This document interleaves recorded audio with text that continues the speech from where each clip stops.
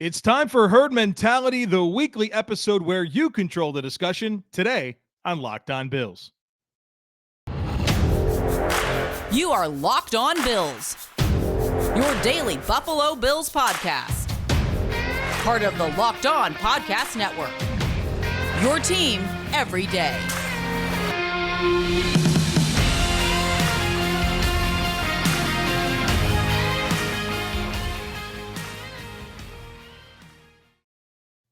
What's up, Bills Mafia? It's Joe Marino from the Draft Network, and I'm your host of Locked On Bills.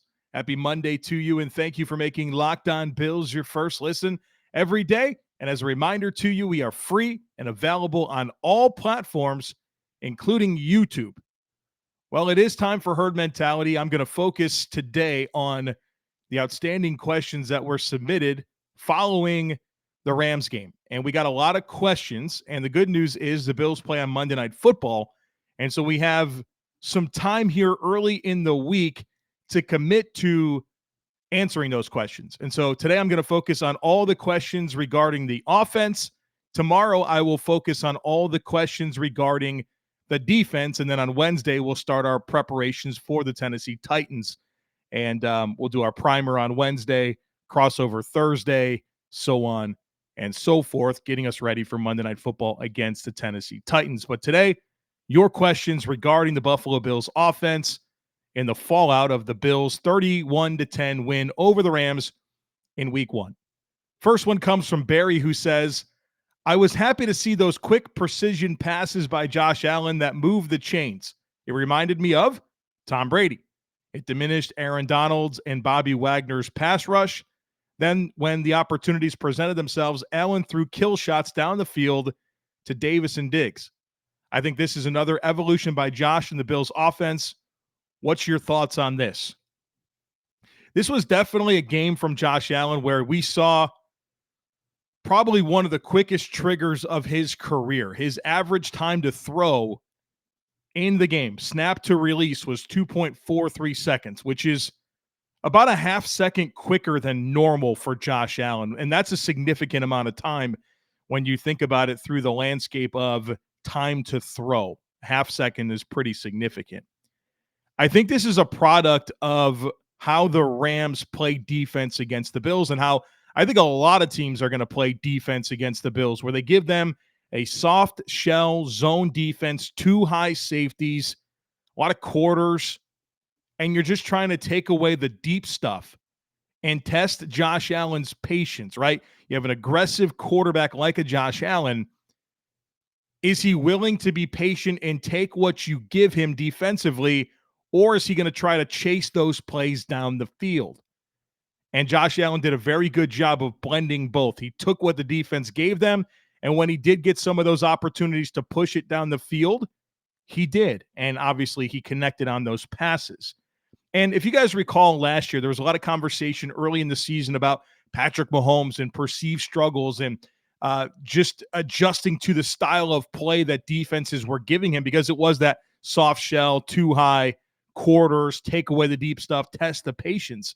And Pat had to adjust, and the Chiefs really started to incorporate a lot of quick game, a lot of screen to allow them those opportunities to then work the ball down the field. Now you're seeing this, and you saw it last year as well. This is just how defenses are going to play the Bills. And so this is a very good job of making sure you have the inventory of quick game to work so that you can be patient. You have those built-in options, those built-in answers for Josh Allen, and that he takes them. And then as the defense lulls and squats and realize they have to come up and make tackles, you're going to get a little bit more space behind him, and that's when Josh can go for those kill shots. So a really, really good job of scheming it up for Ken Dorsey, and a very good job of taking what the defense gave him regarding Josh Allen. Brian says it's only one game, but boy, it feels like Devin Singletary is the only running back you can really trust back there. But before everyone starts calling for Zach Moss to hit the inactive list, I think it's good to note that there are 17 games plus playoffs. It's a lot of banging on the body of these running backs. I think as the season progresses and the team is getting into their playoff run, we'll see Motor take on more and more of the load. But early on, it would be best to spread it around a bit to save some mileage. So, Brian, you do have a lot of good points there. I agree with you that it sort of feels like Devin Singletary is kind of that guy that you feel good about touching the football, and there's question marks right now as it relates to Zach Moss and James Cook. But it does need to be a situation where this running back room works together to provide what this offense needs. You can't lean on one player. And your point about it being a long season and obviously including the playoffs and the goals that this team has, you need to be able to preserve your players. And the Bills have done a good job of managing that. And it's going to have to be the case here. And like you said, I don't want to put too much into one game. James Cook is going to be a lot better than he was against the Rams, right? It's unfortunate his first touch is a fumble, and I thought that really forced the Bills to kind of adjust things offensively and maybe take away some of what they wanted to give to him based on that fumble. And Zach Moss, I mean, obviously it wasn't a great performance for him. You like that he caught the ball 6 times. You maybe wish he did a little bit more with it, but he was really good in the preseason.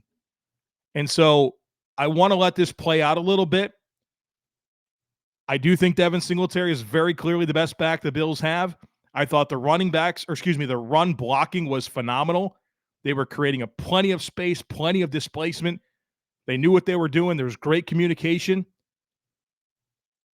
But I also like that you have Duke Johnson on the practice squad.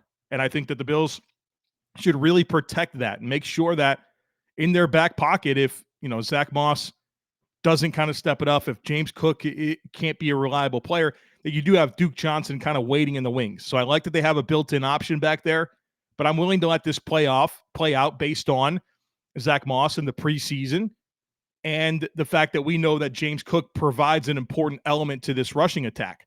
And that was one of my big takeaways. And again, I got to kind of see that end zone angle while I was at the game. Is I saw the displacement, I saw the movement up front, but I saw really, I just wish the Bills had a back that could really attack more and really bring some urgency through the hole with a little bit more speed and foot fire.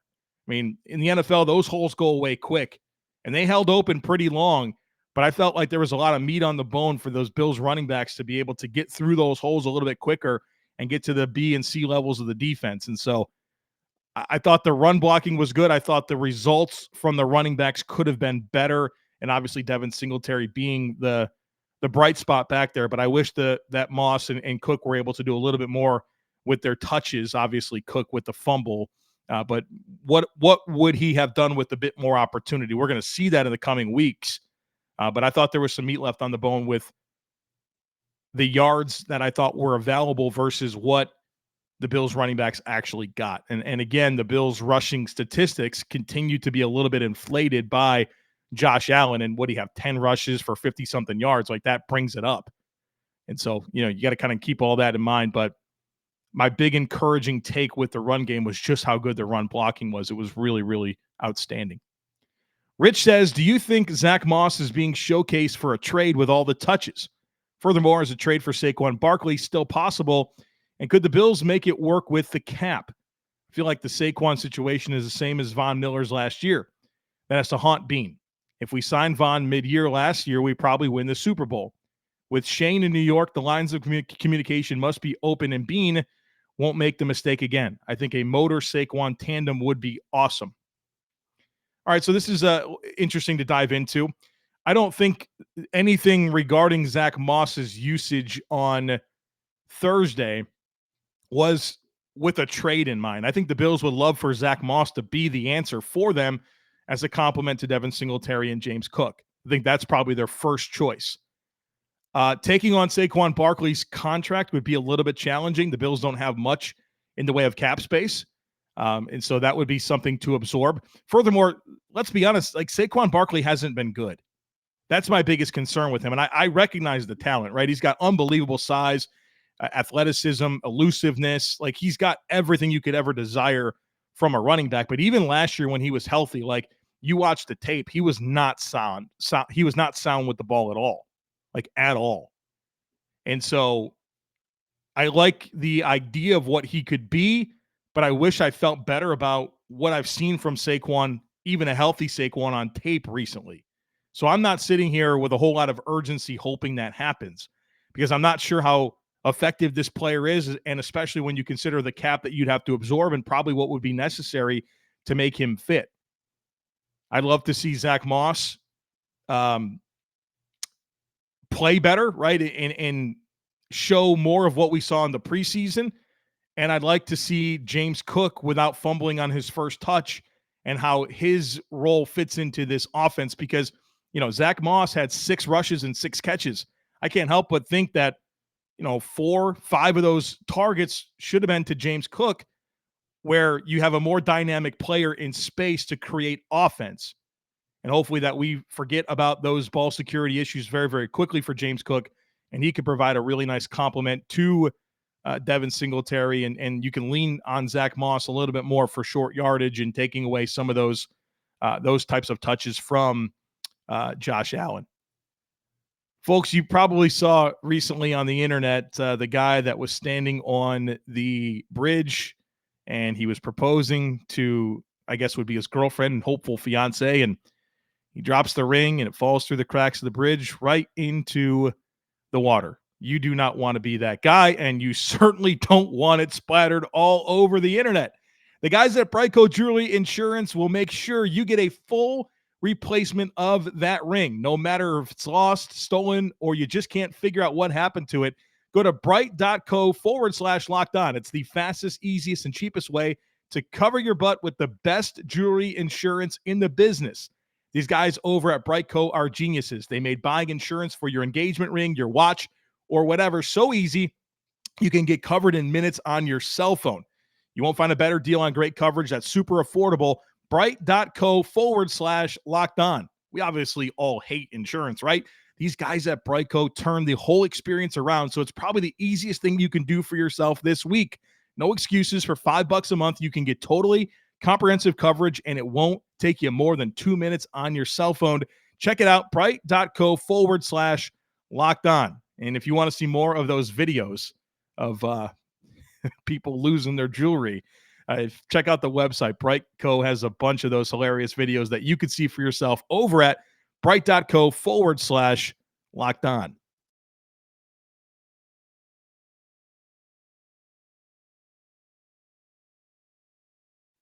All right, let's get into the next one here from Will, who says, I am curious where we landed on yards after catch. Josh played great, and I don't want to be nitpicky, but it seemed a lot of passes were slightly behind the target, and a lot of wide receivers went down right away. Maybe I'm crazy, but I guess the yak wasn't great. And he said, thanks for everything you do. I have my girlfriend listening to you every morning now as well. Before I talk about yak, I love that. I've heard more and more about couples listening to the podcast, and I think that's super awesome.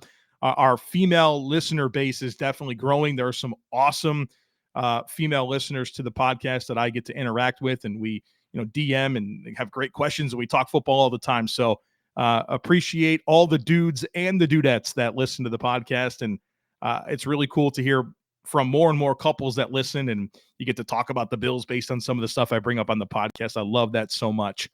Regarding yards after catch, you're right. Wasn't great. 4.5 yards after catch per reception. If that's the pace for the year, Josh Allen will once again be towards the very bottom of the league.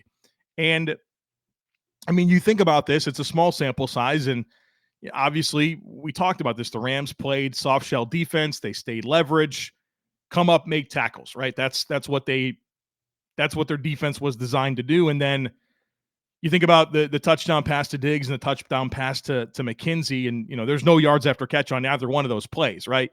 Especially what the Diggs completion was really far down the field, right? So when you reconcile yards versus yards after catch, that's going to really eat away at it. So there's always a little context behind the numbers that's important to be mindful of. But no, it wasn't a great showcase for post-catch production in this game. And I thought for this game, it was more about the leverage of the defense than anything. Maybe you wish one of the Bills' weapons could have made a guy miss and really ripped off a chunk, but that didn't really happen. So not panicking. I think it was more of a product of the defense and the leverage that they played with.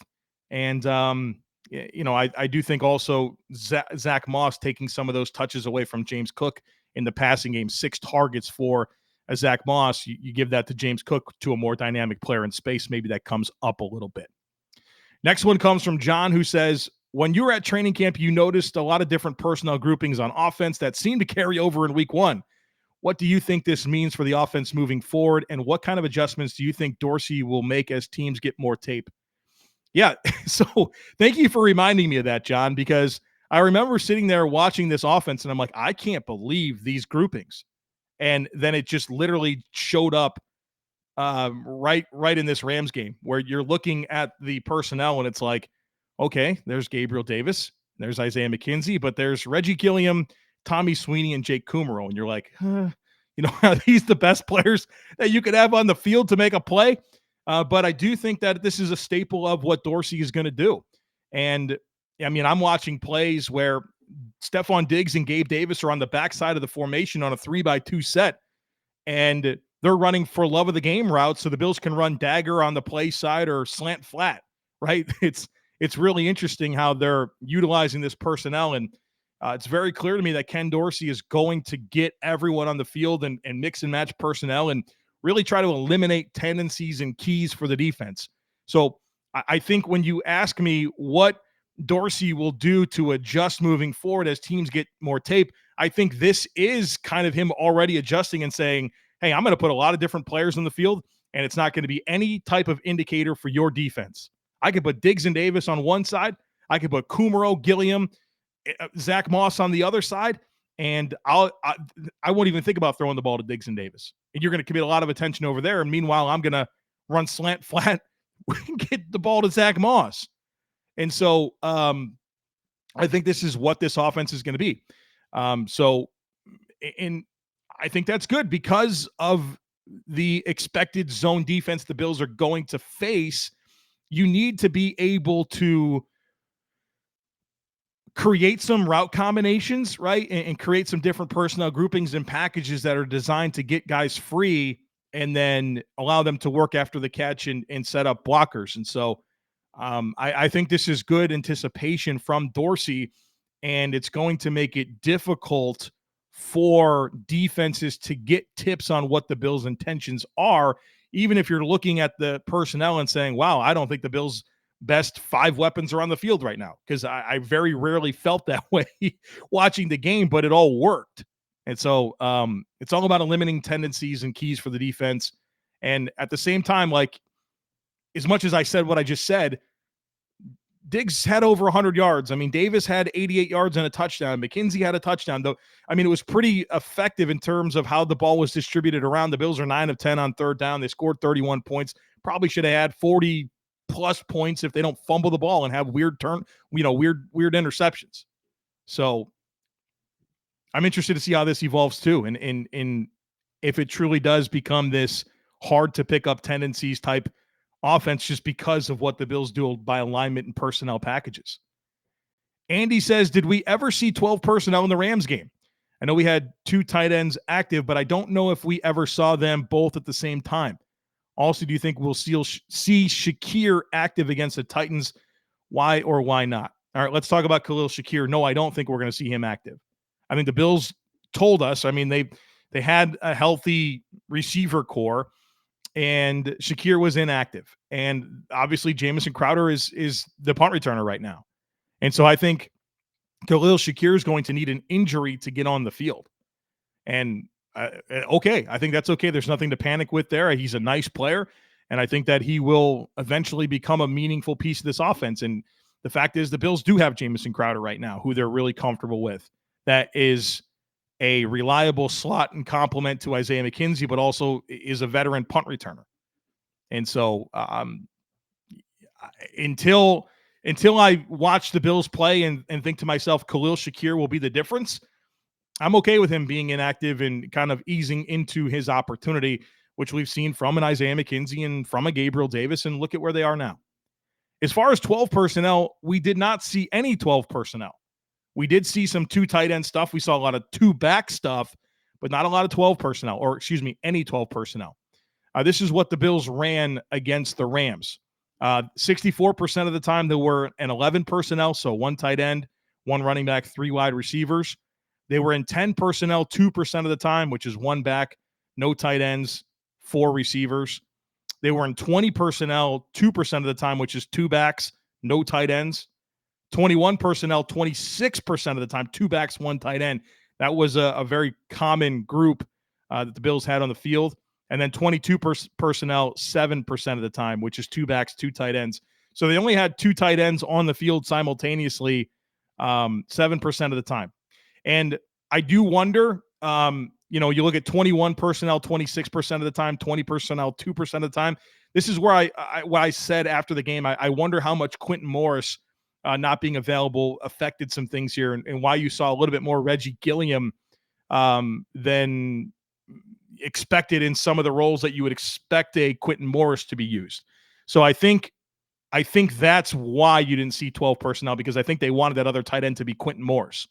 And so if Quentin Morris were on the field, I wonder how much of this 21 personnel that they ran 26% of the time would have been 12, to be completely honest with you.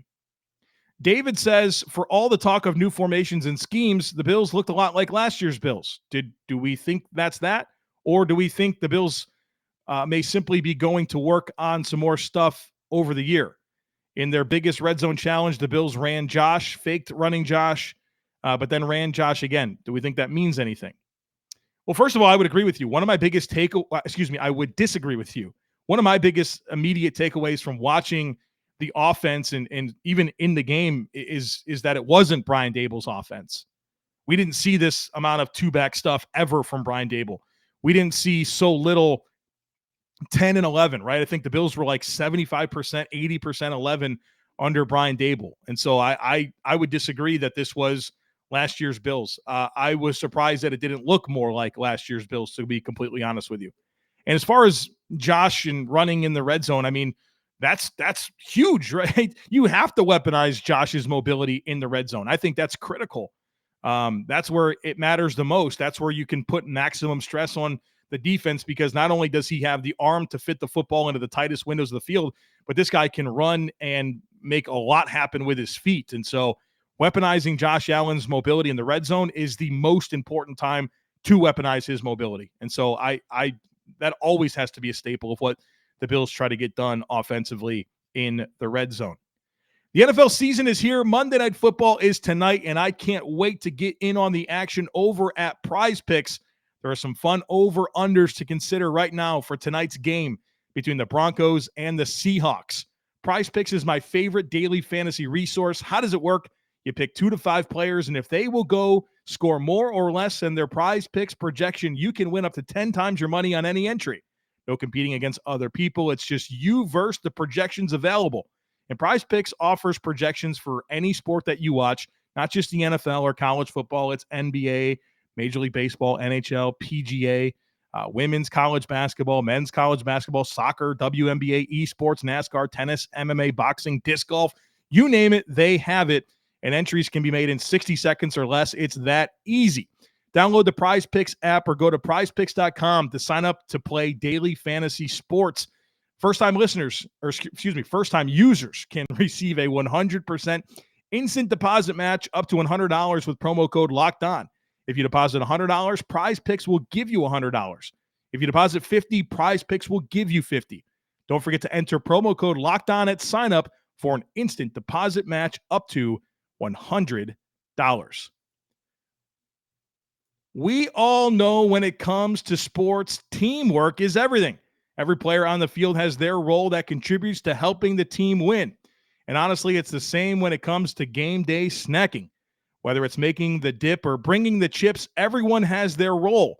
And if it's you bringing the chips, let me tell you, I'm about to make you the MVP, because Zach's Mighty Tortilla Chips are out here changing the game. These are the best tortilla chips out there. My wife and I love them. They are sturdy, they're delicious, they're crunchy, and they are made to dip. You never have to worry about them breaking in half when you dunk them in your guacamole. And I love that they're grown with organic Flint corn from upstate New York. So be the hero of this week's tailgate and grab a bag of Zach's Mighty Tortilla Chips at your local Wegmans. Zach's Mighty Tortilla Chips, making you the MVP.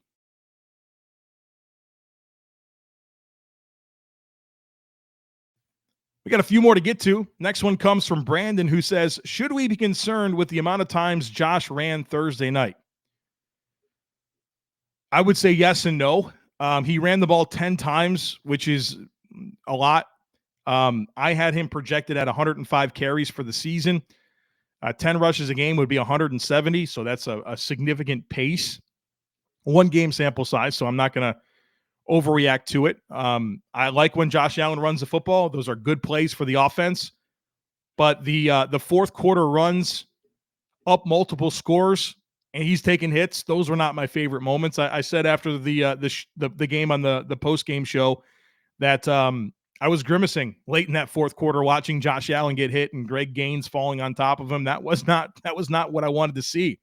What I will say about those runs in the fourth quarter is that I don't know that they were designed runs. I think Josh made those decisions.